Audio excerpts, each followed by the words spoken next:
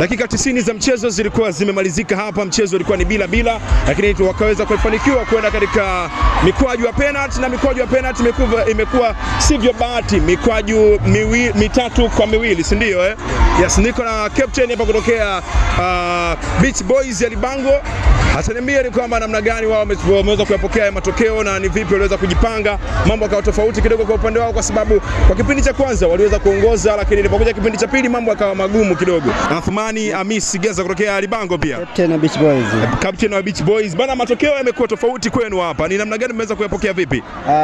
Matokeo tumeyapokea na tunashukuru, mchezo ulikuwa mzuri ila bahati haijawa ya kwetu. Yes. Basi tunashukuru Mungu kwa mchezo kuisha salama. Mnajiandaa vipi kwa mechi zijazo? Tutajipanga kwa mechi ijayo ya kesho, na mimi tutakipiga tena hapa saa 8, na mimi tutawafurahisha mashabiki wetu. Wanawatizama sasa hivi mashabiki kutokea Libango hapa na Namtumbo kwa ujumla. Ni kitu gani ambacho mnawaahidi kwenye mchezo wenu wa kesho? Tunawaahidi mechi ya kesho tutaweza kuyapata matokeo. Shukrani sana. Asante. Asante sana. Ni captain huyo kutokea Beach Boys. Umeweza kumsikia hapa. Mimi naitwa DJ Muki Oji, mtoto mdogo mrefu ambapo upo, lakini kuna kuzungumza hapa na captain kutokea Lusewa FC. Endelea kubaki. Habari za muda huu Rampart? Fresh bwanangu, fresh. Hongera na pole kwa mchezo. Asante.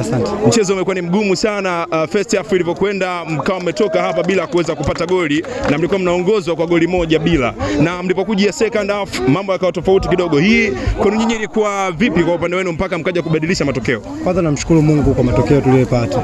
Mechi ndio ilikuwa ngumu, lakini tulipata nafasi kipindi cha kwanza, hatukufanikiwa kupata goli. Kwa tulipata nafasi moja kupata goli, hatukutoka mchezoni. Nikawasema wachezaji wangu wasitoke mchezoni, kwa sababu nikamwambia mechi bado haijaisha. Tunamshukuru Mungu, turudi kipindi cha pili tukawasikiza viongozi, mtuelekeza vizuri na tukapata matokeo kipindi cha pili kusawazisha.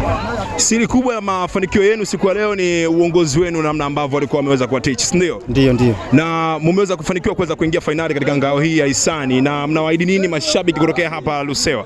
Mimi mashabiki hadi siku finali waje kwa wingi, usikate tamaa, waje kwa wingi tushabikie, na mimi Mungu yupo nasi, tutafanikiwa kubeba kombe. Uhakika ni kwamba ile kombe la kwenu linabaki hapa. Ni furaha namna gani ambayo uko nayo timu ya nyumbani na uko katika uwanja wako wa nyumbani umeweza kufanikisha kuweza kuchukua pointi 3 mbele ya Beach Boys? Najisikia furaha sababu sisi hapa ni nyumbani na mashindano yameanzia nyumbani. Kwa hiyo ingekuwa aibu sana sisi kutoka kwenye mashindano ya mwanzoni, tuko nyumbani. Ndio najisikia furaha sana. Mimi hata washabiki wetu wanajisikia furaha pia. Unaweza kuzungumza nini mbele ya mwanzilishi wa haya mashindano Dr. Juma Zuberi Homera ukikutana naye muda huu? Tunamshukuru mzee wetu, anasupport michezo na sio mwanzo.